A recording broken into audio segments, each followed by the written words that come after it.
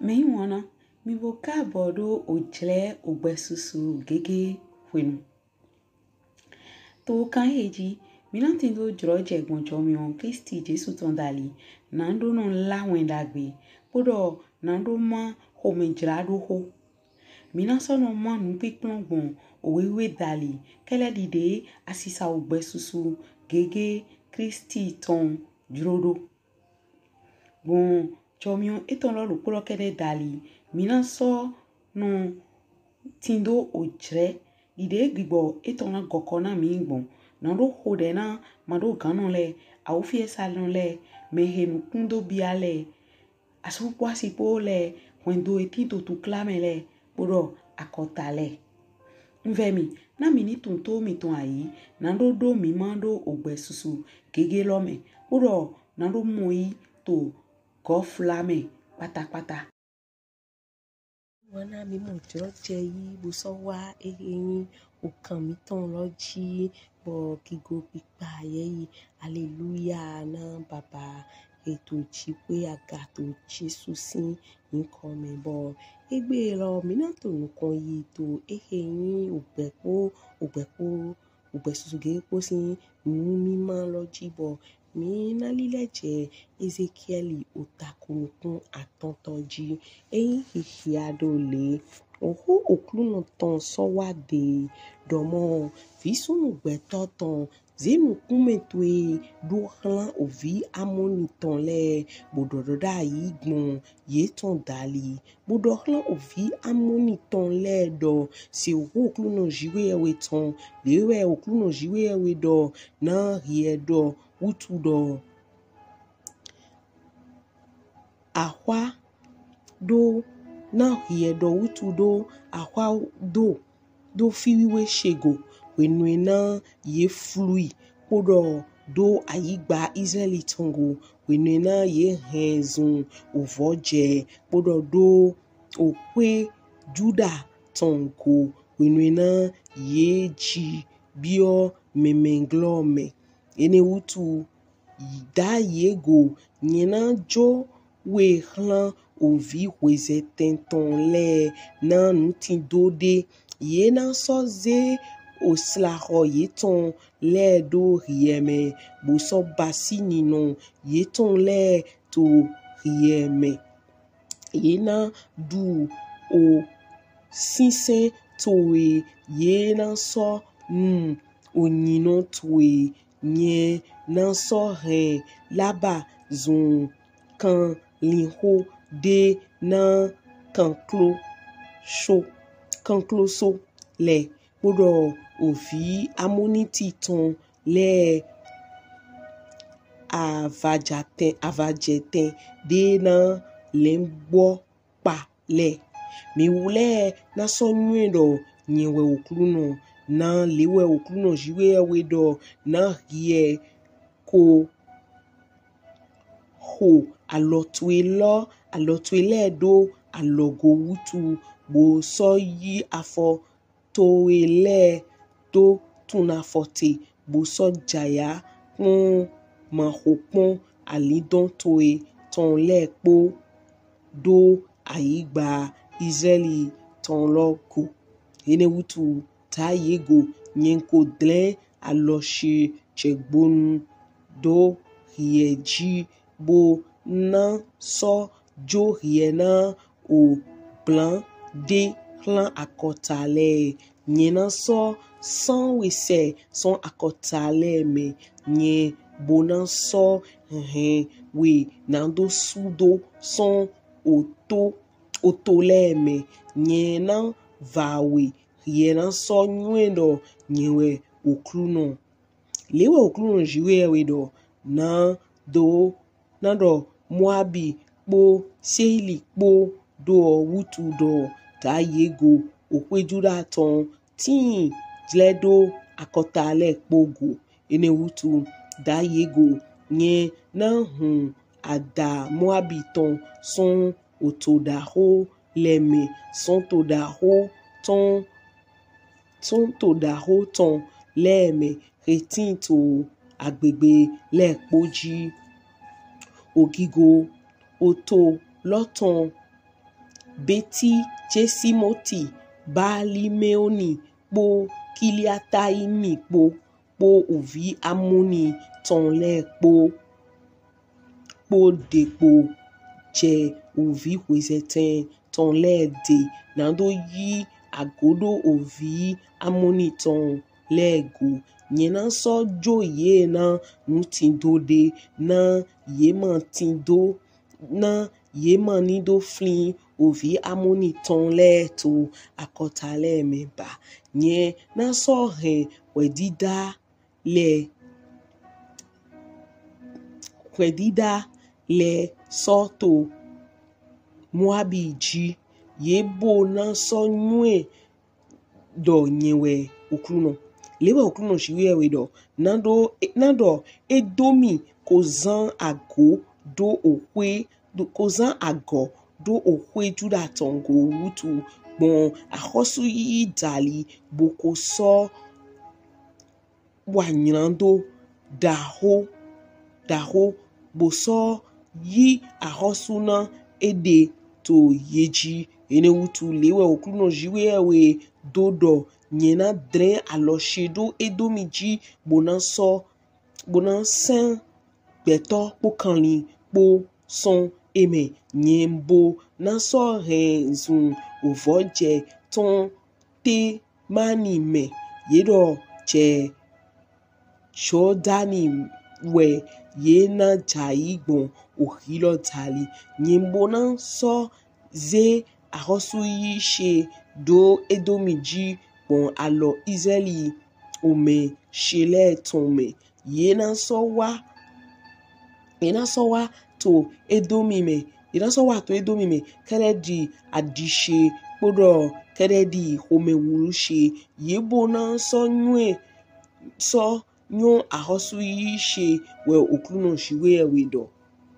lewe okruno jiwe ewedo na Philistine le kozan bon ahosu yi dali wutu boko so yi ahosu yi po manho me pon alindon ton po nando yi wan gbena mapote dedo fe sudo ene wutu lewe okruno jiwe ewedo ta yego nye na dren aloshe jegbonu do Philistine le ji nye na so san kilitin lese bo va pipoto okuto ton le sudo nye na so re akosu yi daho she do yeji bo okwe sinye le po yebo na so nwendo nyewe okuno shwenwe na nye na ze ahosu yi she do yeji ni che bo mi do modo shiwe we lo polo na teme to gwenele na do fonto Israeli ji wenwe yetinto ofoje yetome odo depo yetonpo ewo lo polo so wa fon le panta beto mon kole na do ya hosu to yeji bo mi pon ndetana tadena o Ezekiel otakono tonton lo nyodo chanko o sakla we yoro depo chanko o sakla ahosu yi kofu aton egbetovi dona hona to jlele po sale popome chanko o sakla ahosu yi kofu aton egbetovi dona hona to ojle po osale popome bo no mulo medina do betole po weduna hona ma ndo mulo yisenu le go kedewe ma jedo yeni zan chanko yeni do chanko han kabi ma jedo yisenu le kedewe ma do chanko kabi yu le kede ma do depo kabi yu le go ma do ya hosu te bo nando na we do to akpade hwe misingando muena shigba mando bio o tadena enelome bo mi belle bide nkoma ereyin o weta lodo bo eyin mi mando apa vovo aweji apa titan hokan bi owe renwa apa titan do etewe heye etewe hemenele bo yedo tindo chanko podeko ati ahosu yi do ran okruno togun okruno ton etewe heye bo ni mi o weta lo hiato bo ime mun kunjeme mina mondo ye ule lo su ko si a ufie sade son ereyin akota Israeli ton si wa bo ni ndomlo mi kana kombo na chan nu lo polo we ye me popapata togun de mi yuro ne le finidi o Ammoniti o Moabi o Edomiti po Philistine po ati togun de po ranso hodoto ereyin weta de to nkan yi le me ntori ni mi to yi mi na mo lo chiwe we ma de akota de peperovo surtout akota he chite panta ereyin togun eton wenu togun eton tinto ereyin ojile de poton podo foje po me bo nlo polo enye ete utu endodo nlo polo enye titengbe toli ye me biwe do kanchita de podo chiwe epo no mlo mi pon menu eto Ammoniti weyin o ni mi pon mi se o Beneto par exemple dit to akpajile me do mlo o capital te weyin Beneto to irando Porto Novo no Ammoniti lodi eto yin o togun daho hogbon daho o abi o to daho retonson o vie o Moabi jime menu Moabi weto yin o vie wa gbemedogbon o pojije o lotiton podo ereyin o vie nonu me hohopo holodo yemi ntoli mina free romlo ni mi tan nyu toto we me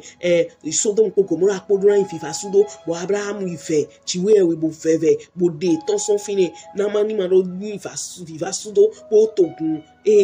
ja akojije to do ran chiwe we blo bo de ye jela ye wa je fi epeto ni ma so tinte akotari ma soto no te lo me po yo le kere weto no te ni lo me bo ofile na hanu loti baba eton fiyon lene na lo sinado tindo eheyin ovi we ovi eton son yemelo ovi eton son pomino o topo fi ton pomelo we Moabi bo akota da ho eton son yeme we Ammoniti minamo mi edo yemi bo ni edo menu eto Edomiti le we o akota o kunkan Esau ton Jacob si an weto kukan Esau ton bo mi pon ga mi na je we si video emepo ma wo view emepo lo kan chichare po jiwe opo enye so pon Philistine le we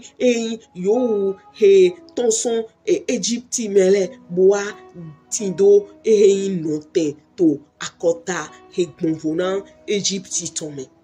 bo yemepo ye ho akweto shiwe we si nkume so mo de ye ho akweto jiwe we si nkume nu de le tin bo peto maduna won bayi e ma yi se no kere nwe ne lo le we ye basi ntoli wenwe Israeli tin to foje Israeli po Juda po tin to foje ton lo me po de po lo me bo chiwe we to awu fiye sana ye monko bo to ho me gbele do ye go monko ete wa njijo ye le gbon moi Ammoniti le ye gbon ye kan ene me ete we ye ule bayi yo ule hwewe ye mon troje na do singando do vle dan do singando chan Israeli po Juda koko bo boya jemede atogbechese bo nozo twere rekoti to klare me kabi nozo twere rekogbon egbon to klare me bo awa yene bo teta vo eton bo bay kofu eton ge po vitu ele po asutu abi asitu abi fon to agbe to ele bo midodo jewe mo bodo chanko bodo bo ponte me bay bo confie ba ekun we jebo e ma sa na de dine madora mi de tero ne bo enewe adokiko nwendo ndiwe bo chiwe we ma yigbe na chiwe we gbe wana ti tengbe egbe wana tolini akun ho eton me o ho eton do to ho wi hwele me o tako nukun ene afo ko elan afoko ehwe aton edorole ajaya hwenuena ketoto e chai blo adike hometu ehun hwenuena enyi ko huna blo nwe ho kuno tondore boni mi so tonu kon yi mi na so mo to ho winwe lo poro me ne o ta fo tonu kon we devie afo atonto eyin didorole me he vle wa monoko e vle joto eton menu e jomi chiwe ewe ewo he soto ayaje do tuklaji manano manchia bon mi dona yi nwe son nu he do jo do amuniti lego do boya yi se no we ayin chero su de ano ho nu we ano bla fi ate ni lo chiwe ye we go alo na we bo akawa je fini bo no zo to he wa tin to tuklade pepe me alo pare me awa yi bodo to chi chanko boya fi we mamoji boya su we mamoda bo ko ya gana bo wenwe je yin ndi da pe toton bo ye wa le bla na we bo je mo tro je yi bo mo yi bo e wa je mene tonji bo ana ko ai ha to do po to ngbo me na do vechiwe we ne to nuglo bo sorry jiwe we me mo ko manamu do e ma mo ka we ma se ba ho de ne mi ji we na mo ran bo ho me na hu we na yi tona si alede da ina we podo nti do to elepo eheo chedo heo chanwe mi na chanko yo we chanme ko le depo poho me gble chiwe we ton he wa yeji ni anamu nkun cheme si ayin boze Ezekiel si we otakun kwanton bo bele so 14 temps kakawa idwa for chan we to ena ye we reze ni a o monu eji we do do flen ando eheo nswa ihachedo chanko nsuli lenchedo chanko to Jesu si come bon hode do yeme yi se no gbogbo to no zo to chanko abi amaso yi se no wa tin gbogbo to no zo to chanko o kan ni chewe ni nwesun presente me bo jo nyiran do chanko lo le tondo na we bo na we levojo na ni si ando inu season dagbe na ki go shiwe we ton to Jesu si ni come boni mi wa saklaji o saklare yoro depo so no attention yin beto si aihame abi hodidome abi nzizame wenwende o venande ekoti to aihame na memonko do no zo etongo do nde ko chae rai boye ma odo holopo boye ma mo teme na lo si ayin adogbo ma no home na boye na skan yo edele mo ando de no do igbo ma juro mi ma do holo ha mi de son chile lele gbon wa si ayin mero popo ni do mero popo ton dide jedo nama chiwewe ni kunde to na le ha mi ton le ton nama mi singan do gbowe bo ni ye kun to we ta hero me wenu de moabit le ye ou le fon na we ye zan de podo lan juda podo Israel pogo ye o lo mo so chedi do jiro nwe ye do wa ro nwe ha ye lo ha ye we ma mayi nde boyi nde maduna hayi nwe duna hayi ntole no hamele bo ni hayi o le lo sulo me ndo polo je we me koyin bo nwe ne lo vena jiwe bo ni ayi yo fo gbe si owe ki ato o version de yin do to fi les paroles de vie et tout mon ado e vena jiwe we ntoli je mo no lo yeze o togun emiton jiledo yedeko bodin kon kaka mono ni wi se no le mi kwa kwena jiwe so de mi wule ma nwa kwa ki ho mi ton mo bo mi no mi de zekon yan bo mo no wa nu na ki go jiwe chewe enyo ye yi na mi so mo ntoli ni ma ye yi na mi kunde dodo to we ta lo me le leson afo chanton lo do je afo awo do mlo ntoli do mlo ye chite do han togun Israeliton bododo togun lo kuro je ye yin podo peto le kowe me lo kuro je ye yin we ha o ha medele na so ki ha medele bo chiwe kun ka bodo when we mi letin buto awu fiesa na yi buto kwegledo do aho kwegledo we ma nkwe nenu ye sinkan fon na lo sinkan se to kun mi ton jirero ye de lego edo di dodo mlo so de ye to a ofie sa lo me gbon ye gbon vonami ye gbon vonami ye nyu gam to ai ha cheme te ho akwe wendo ayi na e to kigo cheme bo anayi mede bo ye ko jilewe do nozo to elego bo ya henu me to elego e ko jilewe do ndo lo poro je mi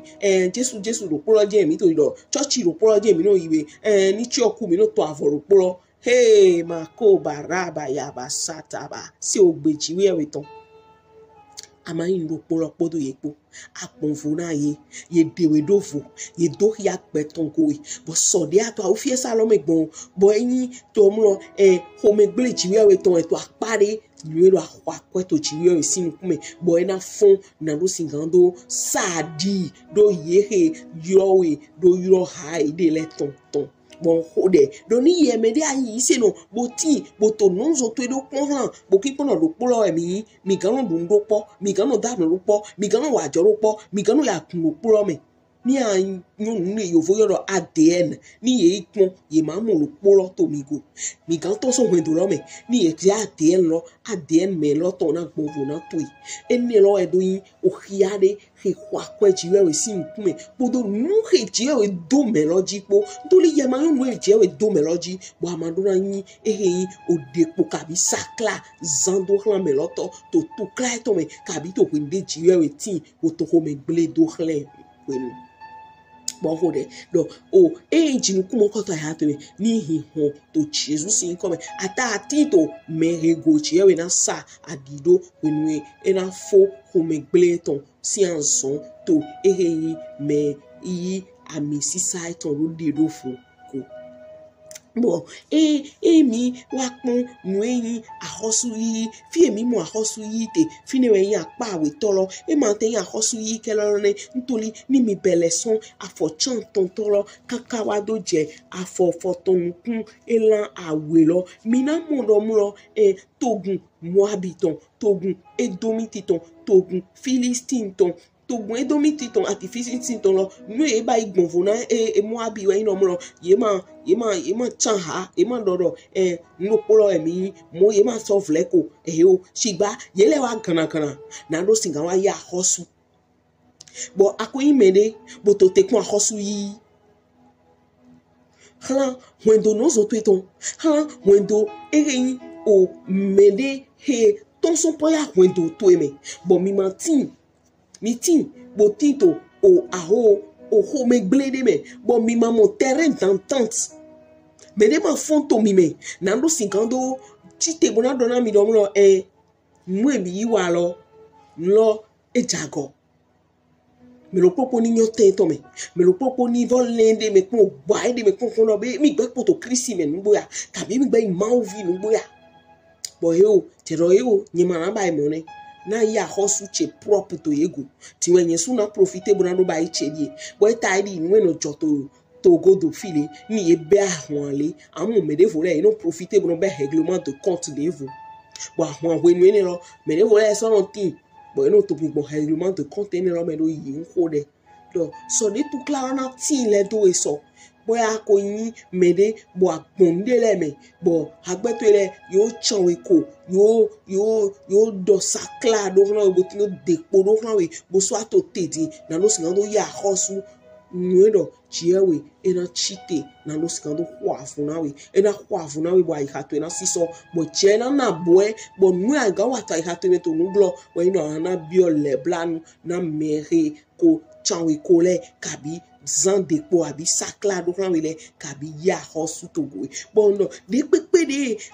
kento to na fonso na no singando ya hosu togo nwe no mlo chiwewe si homegbe si oba etote na no singando dawe cheyin da sin sunsun to ni alodo ko akonto yi alodo akon Krisi Jesu ton bon homi ma hedali bo sunsun adasin to bo nwe do amati ye go pono kede shiwe we tin podo ye po so de ato awufie salome gbon bo ye tin bodo vlewe ko bodo to sakla do hlan we bo to ahosu bon me bo so to ahosu yi do hlan we nwe do chiwe e ma jo edo e na fon ogweto e na wata bo kigo oklu no ton na wanyi awusohia to gbezan to me bo njaude na jo bo na we oho na mede oho mimande to enyi o badia si ho gbe me o badia we ta ro pojendo afo eton wi awe edodo le ro shigba riekun azan no visun to eton blo to azan hegbe ye he ewo yin ojuno de aso jaya to ovi juda ton leji to azan viva ye tonton men blo mon aso yi osakla do doho to a zan nkubibia tome blo bo boya yiko wanu he jiwe we gbe to obadia heme do hanwe sunsun dasi bo nwe to tekun eyin ko me gble okun ton de na yigbon jeweran ko bi ojiwe we do adike yin awa je to ni yo wule lo subulo wenu na to nkubibia eton blo na mi mai de ko to han yi na mi mai alo zido akona eto na mi mai eyin ko na me obeton na yi to bo ma so yi nkan mo ba bo mi mo ndo mlo ko fufufu atonele beto vide pepe maduna yin ma yin to han yi se no pere ntoli ni ado mi le yi se no bo ko fuene ye maduna aho nozo to ele maduna nu bo ena ino yewe na to awu fie sa lomo mo pepepe yero so amaduna nu ko fuene bo nozo to ele na nu awu fie sa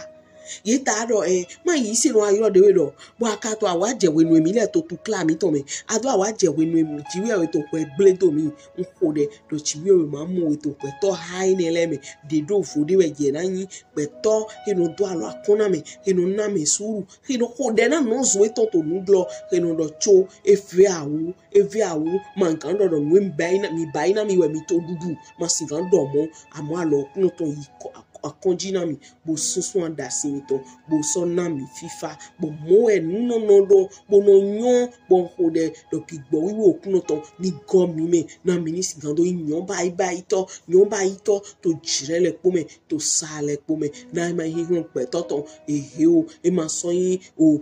a check pipade si hihun atavo so gbigbo okun si hihun si wa mi gbo mi ni hode to Jesus si nko me baba mi hode to Jesus si nko me na ani sigan rentento mi ko fuha aton hele to wenu no zo mi ton le na tin to hosu de pepe glo na tin to we bledo de pepe glo na tin to we dida de pepe glo na iha mi ton ni tin do wiwe na iha mi ton ni ya iha he na ino veve na ken to